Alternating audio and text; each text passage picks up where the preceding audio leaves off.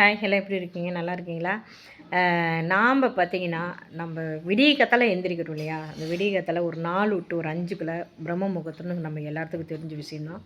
அந்த பிரம்ம முகூர்த்தத்தில் பார்த்தீங்கன்னா, நம்ம வந்து எந்த கடவுளை நினச்சி நம்ம கும்பிட்டாலுமே, நமக்கு எவ்வளோ கஷ்டங்கள் வந்தாலும் சரி, லாபம் வந்தாலும் சரி, எந்த மாதிரி பிரச்சனையாக இருந்தாலும் சரிங்க, நமக்குள்ளே என்ன ஒரு மன வேதனையாக இருந்தாலும் சரிங்க, கண்டிப்பாக அதை வேண்டுனா அவ்வளோ நல்லா கடவுள் வந்து நமக்கு ஒரு ஆசீர்வாதம் கொடுப்பாங்க. கண்டிப்பாக நீங்களும் இதை ட்ரை பண்ணி பாருங்கள். இதை எதுக்கு சொல்ல வரேன்னு வச்சுங்களேன், ஒரு மனுஷர் வந்து நம்ம எப்படி வேணாலும் வாழலாம், எப்படி வேணாலும் வாழ்ந்துட்டு போயிடலாம். ஏன்னா நமக்கு அதிகமாக பேராசை இருக்குங்க, அதிகமாக சிறு ஆசையும் இருக்கும். யாருமே ஆசைப்படாதவங்க யாருமே இல்லைங்க. மனுஷன் பிறந்தாவே எல்லா ஆசைகளும் இருக்கும்.